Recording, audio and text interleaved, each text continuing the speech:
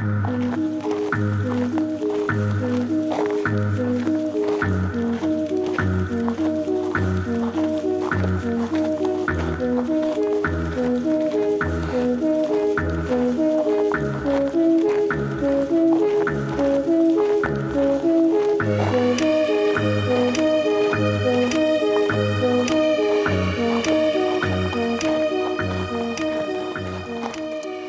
là, on est au Pugeot-Fleury. Le Pugeot-Fleury, c'est une parcelle viticole qui appartient au domaine de Chevalier, qui est un grand vin du Pessac-Léognan. Et la miellerie est installée juste là-bas du coup. C'est là-bas que j'ai établi ma miellerie. Et là, on va voir un rucher qui se trouve juste à côté. Sur des ruches qui s'en vont demain pour butiner peut-être du sarrasin bio dans le 47. Parce que malheureusement, cette année, la lande, c'est très sec. Très très sec, ça a vachement souffert de la chaleur. Et donc les abeilles ne peuvent pas butiner la flore habituelle qu'on y trouve, à savoir, là, à cette période, beaucoup la bruyère cendrée, qu'on voit un peu autour de nous, là, mais qui est bien sèche, quoi, bien cramée même. Elle commence à prendre des teintes orangées, là, c'est assez typique. Il y a un gros manque d'eau, en fait, dans les sols. Et donc ça fait un moment que les fleurs ne produisent pas de nectar. Donc on va essayer de trouver un coin plus sympa pour les abeilles. Là, tu vois ? Là.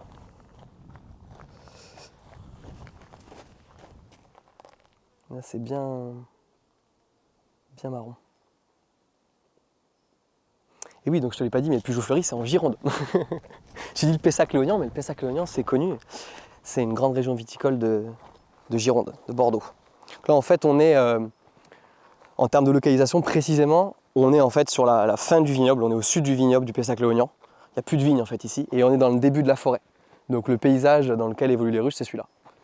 Typiquement, ce sont des forêts de pinèdes, qui peuvent être de la lande plutôt humide, de la lande sèche, de la lande mésophile on dit aussi. Là c'est plutôt une lande humide, en fait, avec beaucoup de bourdaine en fait.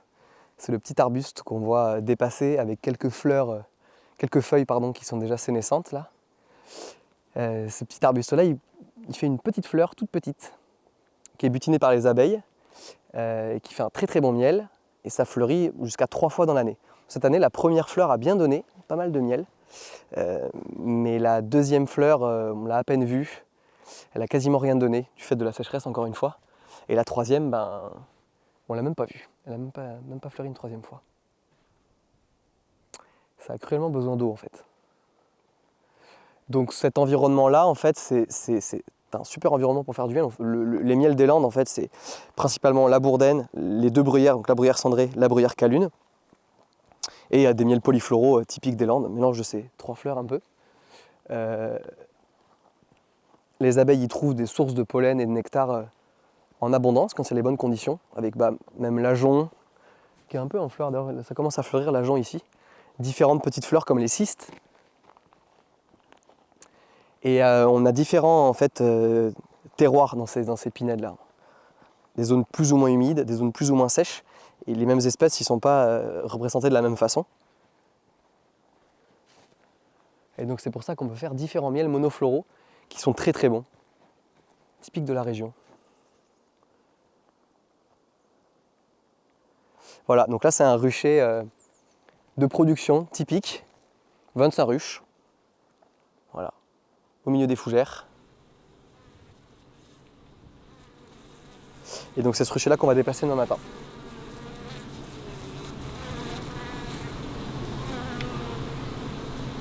Donc tu vois, si tu te mets, je vais pouvoir te montrer rapidement.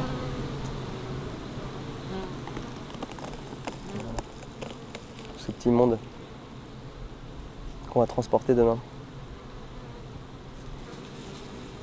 Parce que tu vois là, c'est la grille à propolis que les abeilles vont combler. Après, c'est une propolis qu'on récolte à la fin de l'année. Tu vois, qu'elle colle sur la grille. Je récupère ça. C'est relativement calme.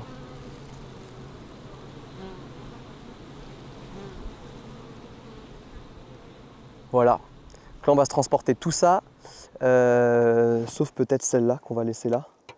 mais on va la prendre aussi en fait. Les petits aimants rouges, c'est des indications qui me disent que c'est des conies qui ont besoin d'une attention particulière. Ça peut être une conie qui, par exemple celle-ci de mémoire, c'est une conie qui n'avait plus de reine, qui avait perdu sa reine, c'est des choses qui arrivent de manière tout à fait naturelle, hein. Qui est en train de refaire une reine, donc le mieux c'est de pas trop la perturber. Donc je réfléchirai ce soir si on la prend ou pas demain, peut-être qu'elle sera dans de meilleures conditions sur le sarrasin pour avoir une belle fécondation, donc ça se trouve ce sera peut-être aussi bien.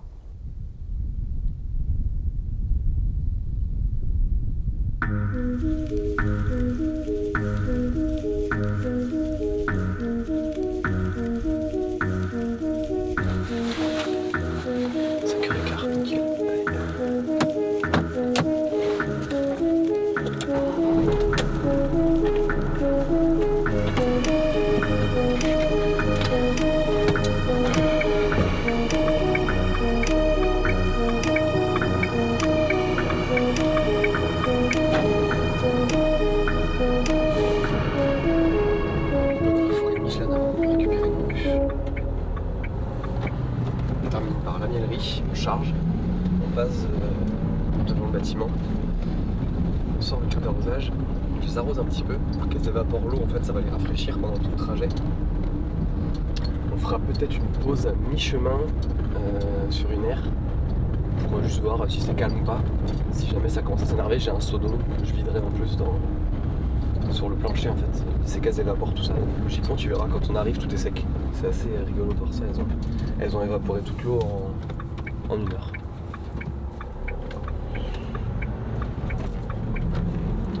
L'avantage c'est que ça va être assez calme parce que ça miale pas.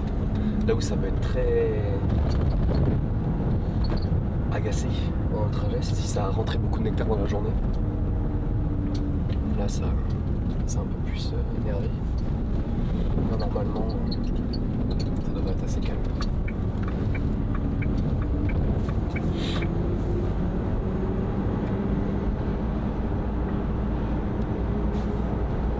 Le fait qu'il y ait des vibrations avec un moteur thermique comme ça tranquillise vachement les abeilles en fait. Donc, la règle c'est en fait dès qu'il y a une ruche dans le camion, le moteur reste allumé. Peu importe ce que tu fais, tu n'éteins jamais le moteur parce qu'en fait c'est en éteignant le moteur qu'elle sorte. Et le problème c'est qu'un jour j'aimerais bien avoir un véhicule électrique. On y pense tous un peu parce que vu ce qu'on dépense en diesel, et là je me dis comment on fera pour transhumer? Il faudra foutre un moteur vibrant en dessous.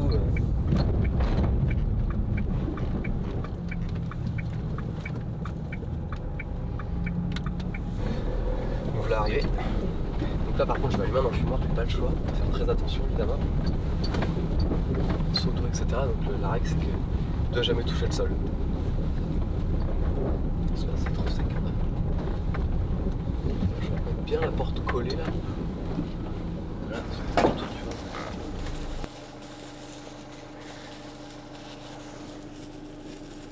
Une fumée froide, c'est important. Toujours une petite couche de...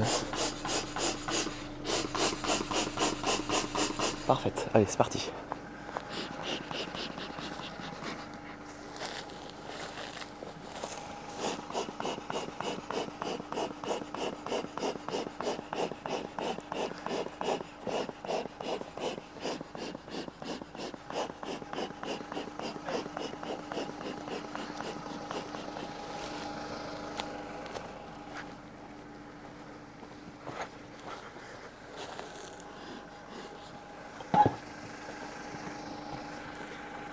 On est chaud. Je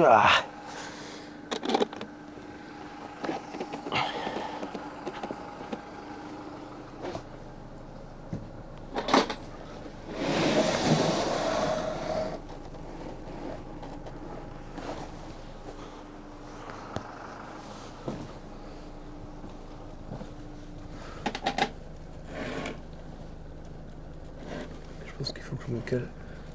Là on est pas mal.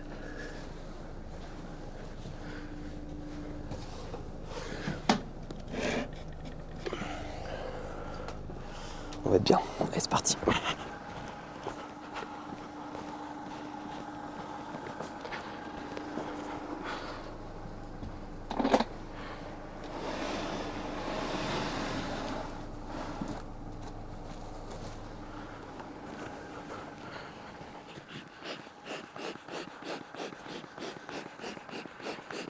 Là, je les refume en fait un tout petit peu. Juste, tu sais, avec la lumière, elles sont peut-être un peu sorties. Donc c'est juste, faut pas en mettre trop, hein, parce que c'est juste pour, voilà, ça va les faire rentrer, ça les tranquillise un petit peu. Mais ce qu'il faut surtout, voilà, c'est éteindre ça. Bon là, elles sont calées, il y a un étage, on est bon. Le jour se lève, donc il faut aller charger le deuxième. C'est super calme, mais c'est un peu léger aussi. Ce qu'il faut, c'est rouler tout doucement dans le chemin. Là, tu vois, le camion il bouge et derrière, j'entends pas de bruit. Donc ça veut dire que je les ai bien calés. A priori, donc ça, c'est pas mal. Après, je teste à chaque fois différents petits trucs sur le chargement. Parce que je me cale en fait, hein. Je suis pas encore bien au point des fois. Et le petit espace que j'ai laissé devant, j'ai essayé de le calculer de telle sorte à ce que... Déjà, c'est bien d'avoir un petit courant là, je trouve, d'air à cet endroit-là. Et puis ça me permet que la troisième, en fait, elle vienne pas se décaler. Mais il faut faire attention parce que si l'espace est trop grand, elle n'est pas bien calée. Et du coup, quand tu piles, les ruches s'avancent en fait. Bon là, elles pourront jamais basculer à l'avant. Mais ça fera un à-coup quoi, ce serait pas super. Pourquoi les à-coups c'est mauvais? Mais en fait, là les abeilles sont en grappe, elles sont tranquillisées par la température, elles tiennent le couvain au chaud. Il y en a toujours 2-3 qui vont être énervés dans l'eau, ça c'est normal, hein, mais si tu fais un à-coup, c'est là que tu les énerves en fait. Et si tu les brasses de trop, bah, c'est là que les butineuses vont sortir pour voir ce qui se passe entre guillemets. Et là ça peut être le bazar parce qu'il y a quand même beaucoup de monde là. Ça peut il peut y avoir un énervement général en fait. Alors ce ne sera jamais que de la butineuse qui sort, les nourrices tiennent le couvain. Mais l'idée c'est que ce soit le plus calme possible. Tac. Le fait de ne pas avoir vu l'emplacement avant, c'est une première. Normalement je vais toujours voir avant l'endroit. Et là j'y vais un peu à la confiance. Complètement même. De l'agriculteur qui a 30 hectares de sarrasin bio. Regarde tous les lièvres. Là c'est une famille là. Et c'est surtout pour l'accessibilité en fait. J'aime bien voir l'endroit comme ça, tu t'imagines déjà arriver, comment tu vas te garer, comment tu vas peut-être pour décharger, pour que ce soit bien.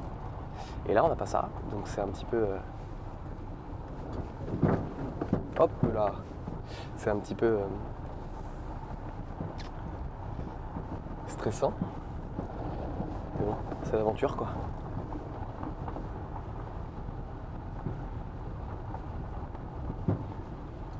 C'est celle du fond qui doit être tout petit peu décalée.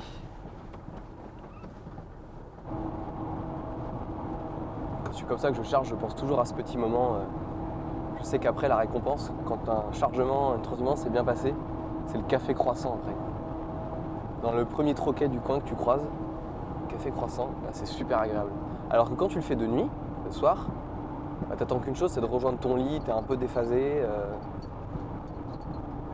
Tandis que là, bah, ta journée commence derrière quoi.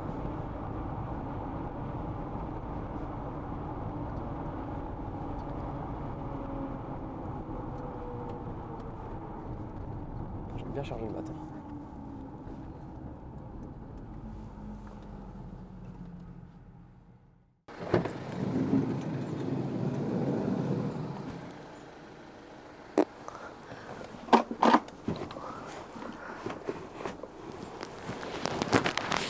Et bah y a plus qu'à.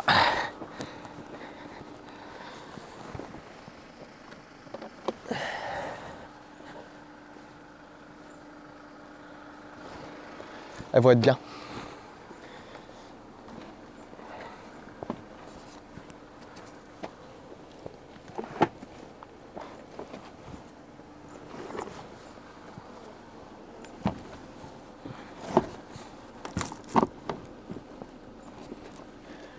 Allez, hop.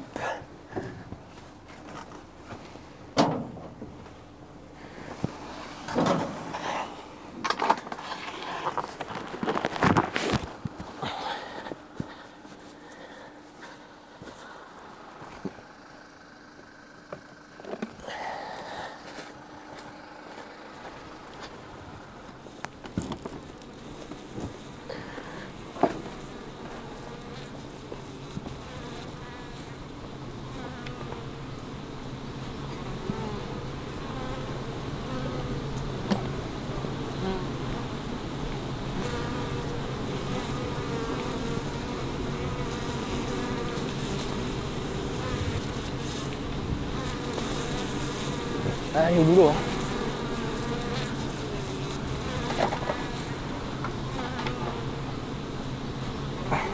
Ah, il y a un truc qu'on apprend en apiculture, qu'on nous apprend quand tu charges des ruches. C'est que c'est marrant, hein, mais les ruches sont toujours plus lourdes quand tu les déposes que quand tu les charges. Il y a une prise de poids pendant le trajet. C'est bien connu. Regarde ça, si c'est beau ça. Ça, c'est un jeune essaim de l'année. C'est fait.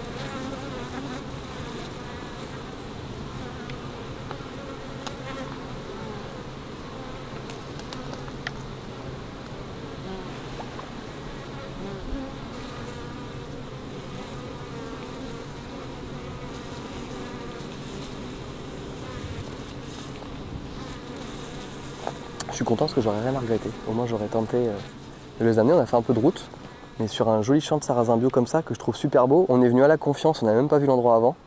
On a juste fait confiance à l'agriculteur et on a bien fait. On a bien fait parce que c'est prometteur, quoi. Au moins elles ont de la ressource en pollen ici, donc ça va entretenir les vaches. Au moins permettre à la colonie et à la reine de pondre des abeilles diverses saines. Et puis je vais quand même revenir poser les hausses parce que sait-on jamais, si jamais ça veut faire un peu de nectar, et ben ça le fera. Hein. Ça le fera et on pourra peut-être espérer faire un peu de miel. Mais le sarrasin c'est bon, donc c'est cool quoi. C'est cool, c'est cool. Ouais, non, je suis content. J'ai hâte de prendre mon café. C'était un peu le défi de la semaine et je pense qu'on l'a bien relevé. On l'a bien relevé. Ouais, c'est top.